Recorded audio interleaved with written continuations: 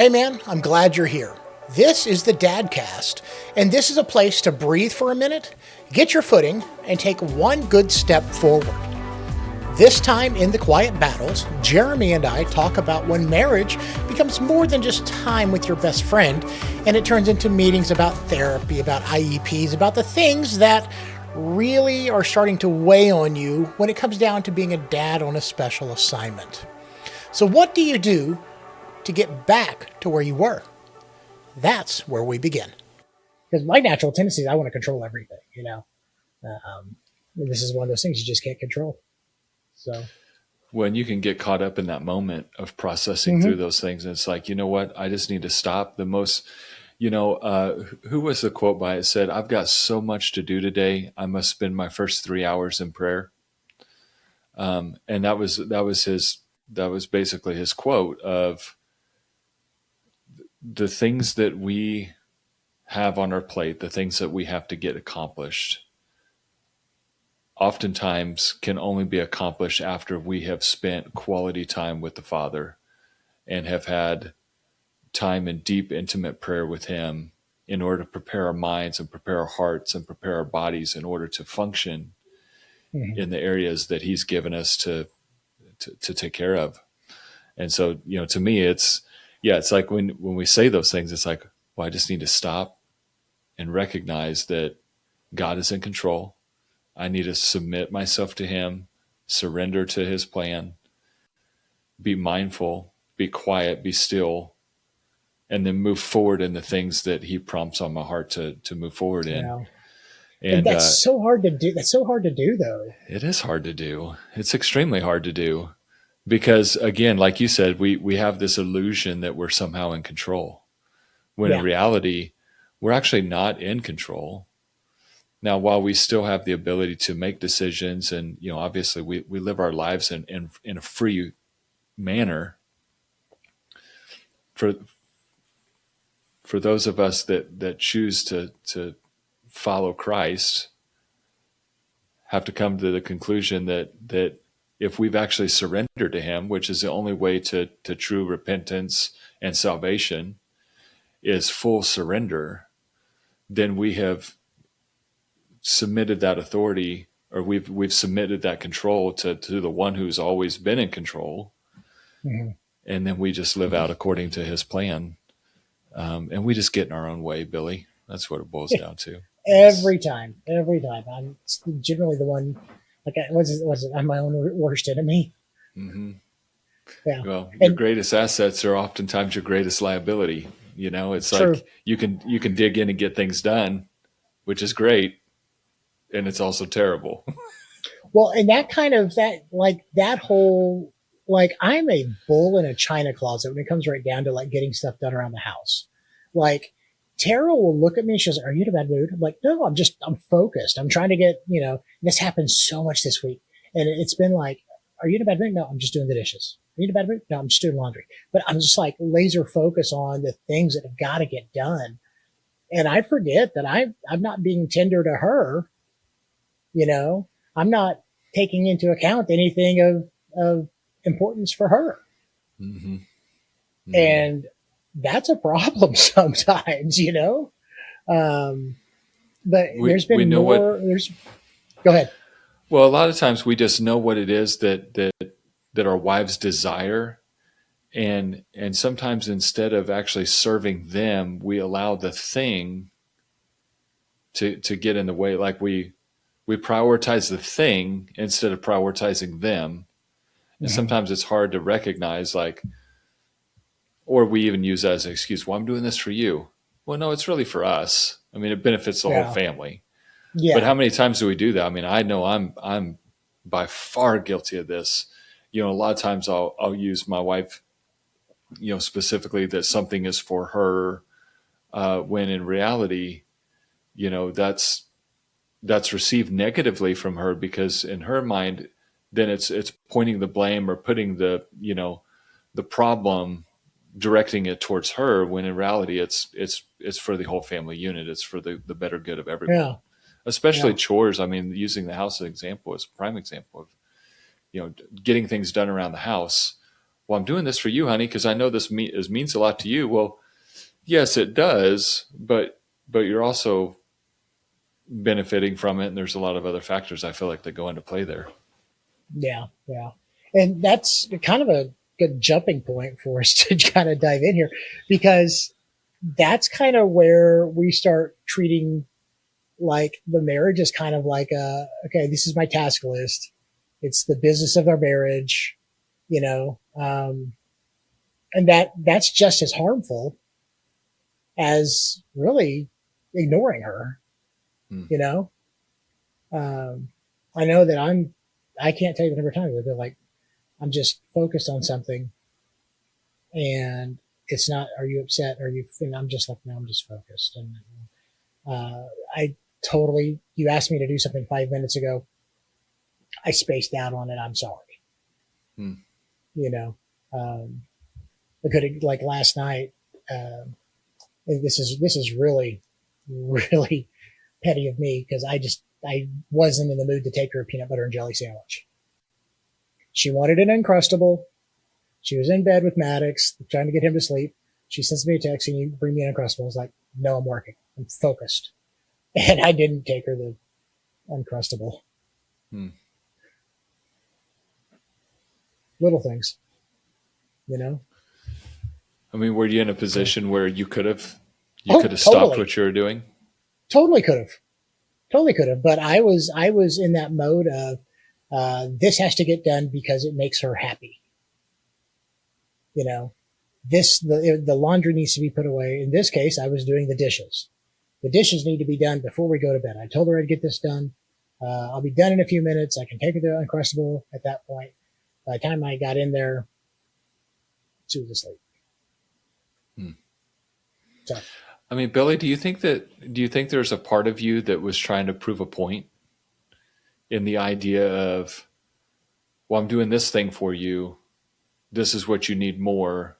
So I'm going to decide for you that the Uncrustable is not that important, that this is more important, and just 100%. kind of bulldog your way past the emotion or the benefit and the other thing in the moment.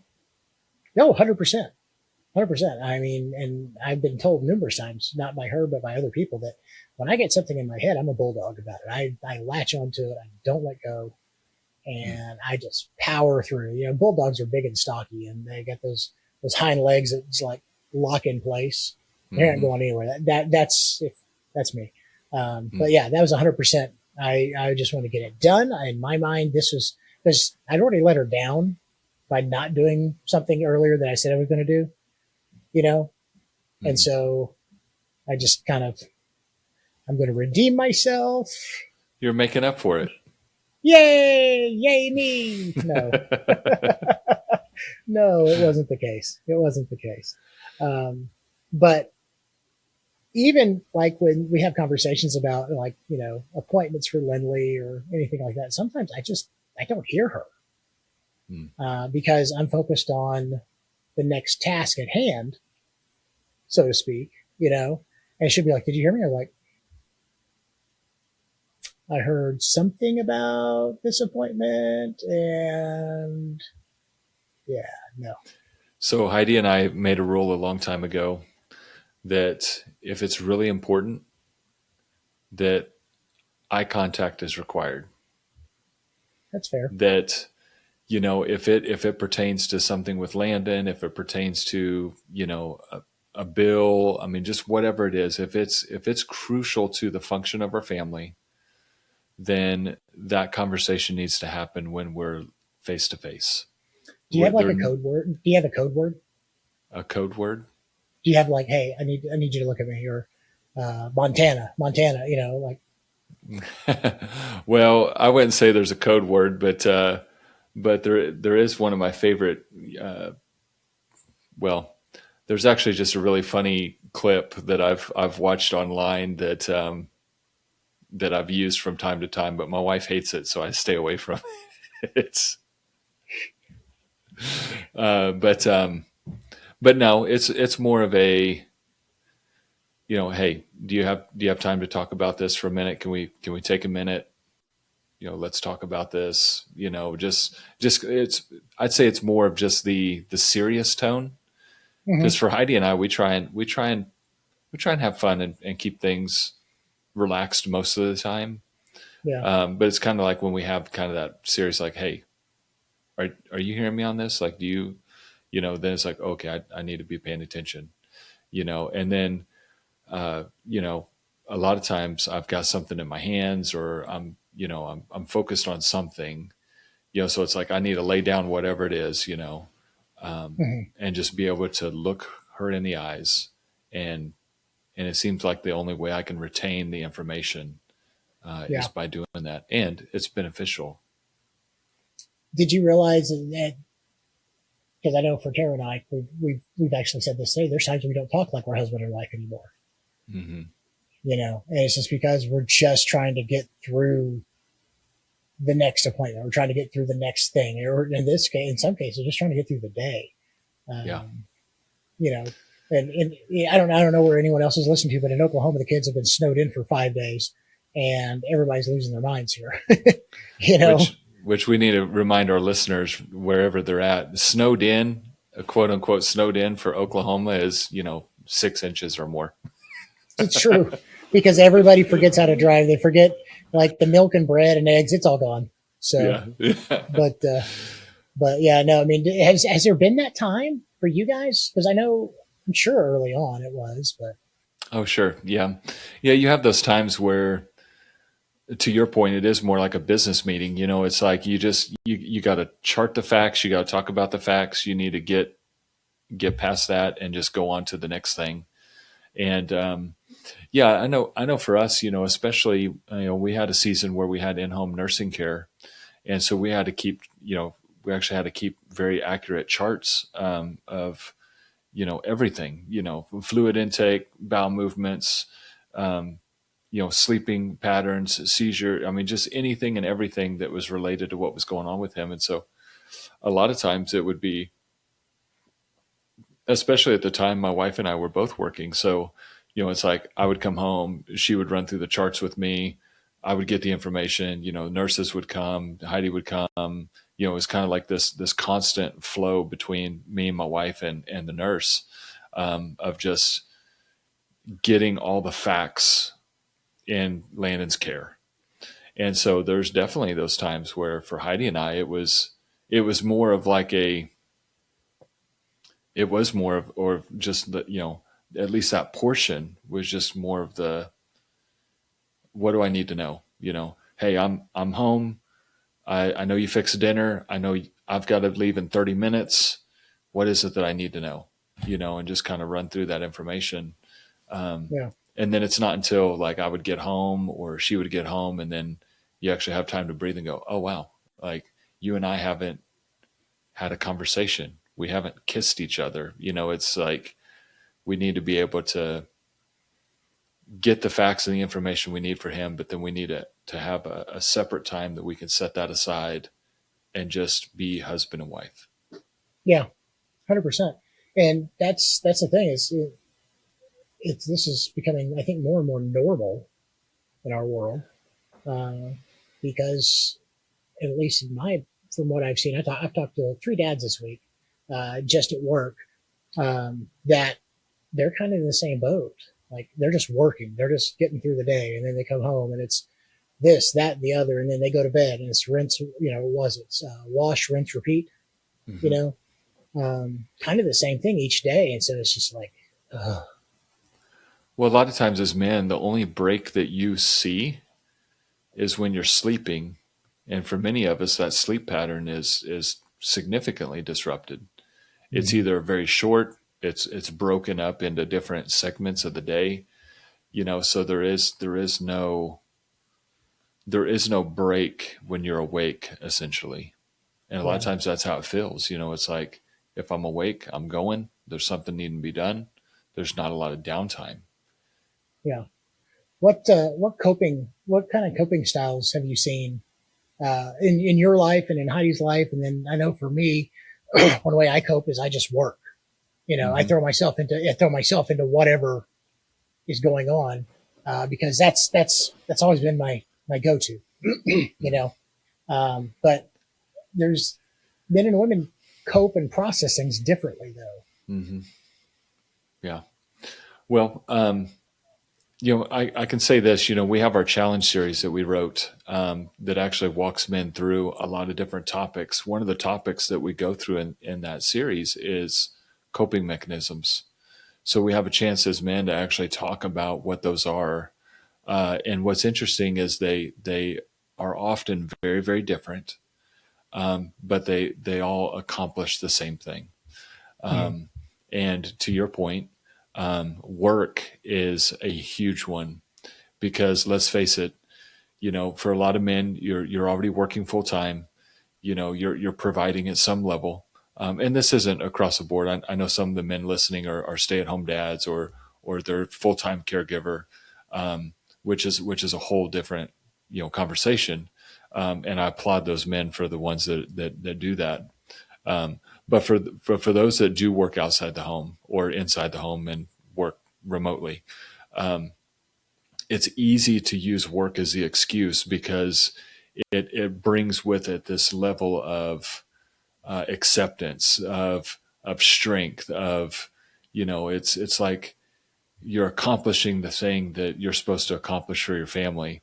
But oftentimes it is absolutely an excuse. And one of the things I've seen and we've talked about within these different groups is how you really could clock out at 6 o'clock, but you stay until 8 just because you want to, not because you really had to or that you needed to, but a lot of times it's framed with your spouse in a way of, oh, honey, I've got this project. It's just got to get done. I just needed to get it. I just needed to get a little farther on it. And our wives just kind of, well, okay. I mean, this is what he has to do for us to meet our financial needs. And so they kind of accept it reluctantly. And then men kind of feed into that and go, okay, this is working, and subconsciously you just kind of build on that to the point that you're always at the office. Um, and then of course you have the category of guys that they're not at the office. They're leaving work at the 5 or 6 o'clock, but they're swinging by the bar for an hour or two to have a drink with some friends before they get home, or whatever the case is that kind of helps numb them a little bit. Or the other category of guys who actually do come home, but then once they come home, they kind of check out, and they've got, it might be, playing an instrument, being a musician, you go in the room and practice for a little bit, or like in my case, it was, going to the garage and building something.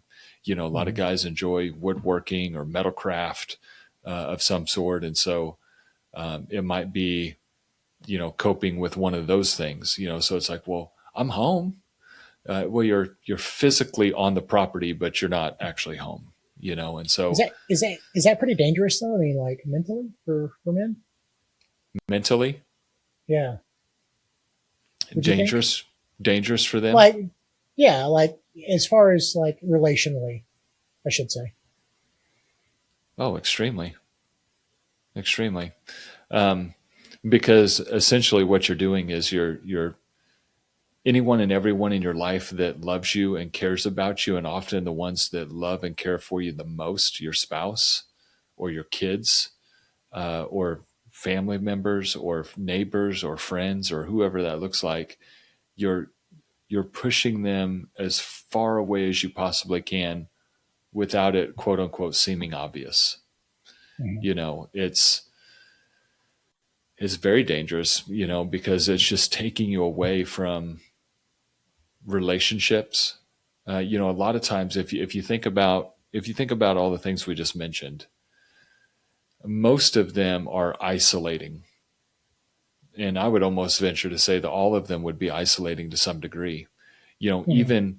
Even if you're going, to a pool hall to play pool with some friends, you might be in an environment with lots of people, or you may be in conversations with a few, but a lot of times they're there for the same reasons, and so they kind of stroke that conversation of why you're not at home because they're doing the same thing. And so you're further isolating yourself, or you're surrounding yourself with people who are also able to justify their own actions in Hmm. why they land themselves in certain environments. And then for all the other ones, you're just simply doing them alone, whether it's a hobby or whatever that looks like. And Yeah, so yeah, the whole idea is we're supposed to be relational. We're supposed to be deeply invested in relationships. And there's people that deep down we desire to be in deeper relationship with, but we find ourselves just in a place where we don't even know how to get there because right. we've separated ourselves from it so much.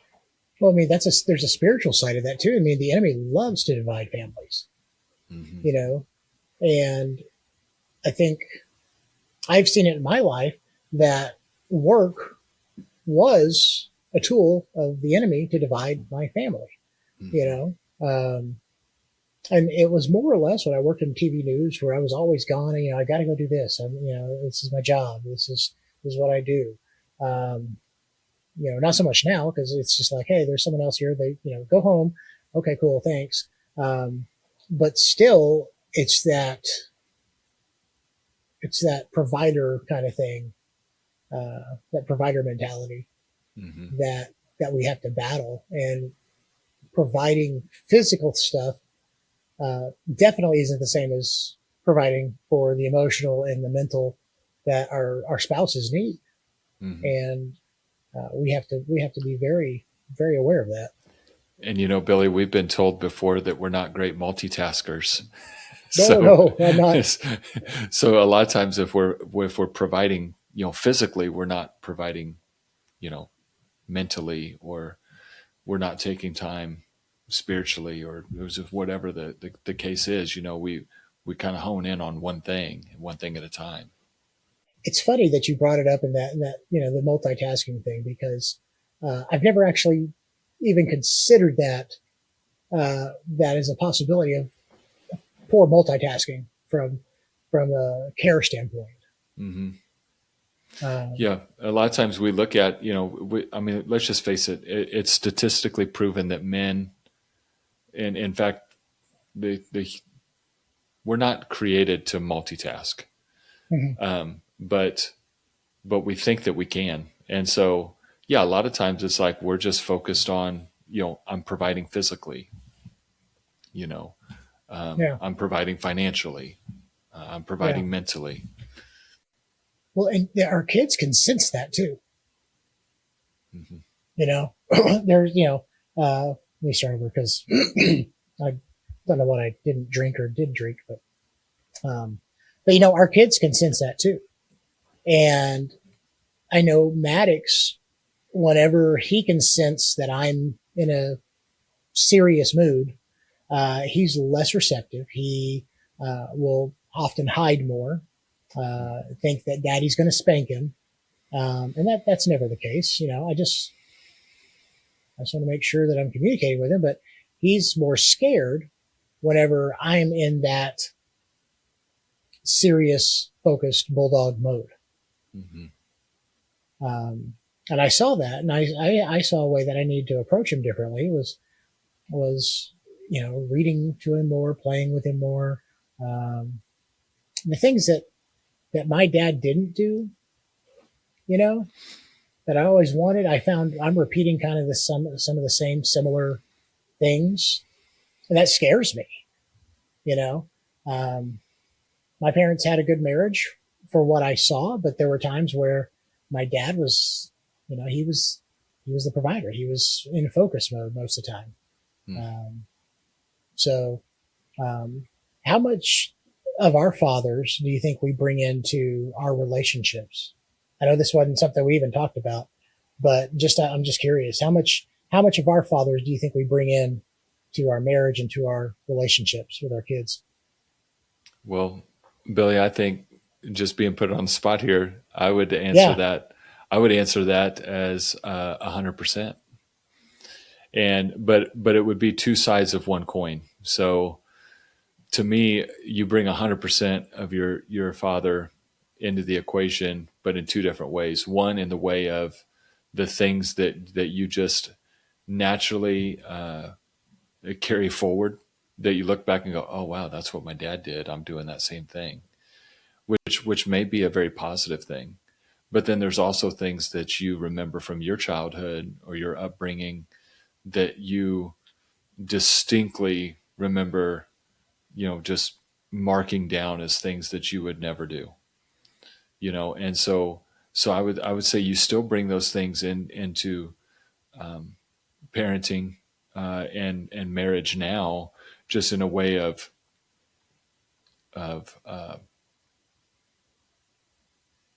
the opposite. So it's like everything your dad did has influenced who you are to some degree, either positive or Hmm. negative. And so it's just a matter of you know how we view that, what we see, what's the percentage, what do you want to do different, what don't you want to do different. Hmm. And to that point, there's things we can do to kind of change that, phrases that get, for our spouse specifically, whenever we are in that mode or she's in that mode and we're both kind of combating each other. But there's phrases, and it's going to feel unnatural, because it's the opposite of what we tend to do. But it's like, it's just even as simple as saying, I'm not mad at you. I'm overwhelmed, but I just don't know how to say it. Mm, Um, I want to feel close to you, but I feel completely tapped out. Can we please just start small? mm, You know, little that's things good. like that, little things like that, will start to really bridge that gap coming back to, um, us, as a married couple, would do. Like for me with Tara, it's, I've always said, how can I serve you? What, is there something I can do to serve you better? Mm, Uh, I love that and question. the reality is, she's like, no, I'm good. And I'm like, are you sure? I always question this. She's like, no, I'm good. Okay. Okay. Well, and I think one of the things we can ask ourselves, Billy, is, and this is a tough one because a lot of men deal with pride and with selfishness, but to actually stop and ask the question, am I more am I more concerned with being right, or am I more concerned with preserving the relationship? Mm, wow. Say that again. I want to hear it again. Are we more concerned with being right, or are we more concerned with preserving the relationship? I would think that most men will probably say I'm more concerned about being right. I could be wrong, But you could but be I right. think I could be right. I It could be could be right. right. Yeah. Uh, But I think that that's really where, because I know like whenever I get defensive, it's fight or flight, mhm. but it's mostly going to be fight. I'm going to be right. Um, been being told I'm wrong all day long by whoever, my boss or whatever. This wasn't good enough. I need to be right somewhere. Mhm. And this is the hill I'm going to die on tonight. you know, um, Yeah. So how's that preserving our relationship? It's and it's the idea of just kind of going back to that that prideful, arrogant man that lives inside of every single one of us, that has to die a little bit more each day. And just the idea that if we really truly value our spouse, we have committed to nurturing and protecting them.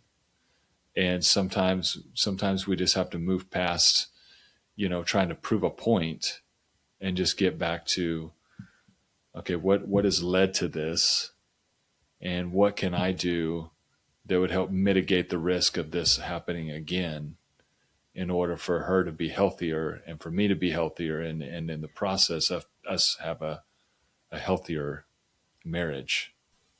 tell me a little bit as we close out. Tell me a little bit about Dosa Connect again. I know we kind of talked about it last time, but how important is it for men to find community, um, in regards to, uh, kind of handling things at home too? Mm-hmm. The reality is all the men that are listening to this, have stories to tell, have experiences, have frustrations, have challenges, all the things that you and I talked about. I'm sure they relate to some degree.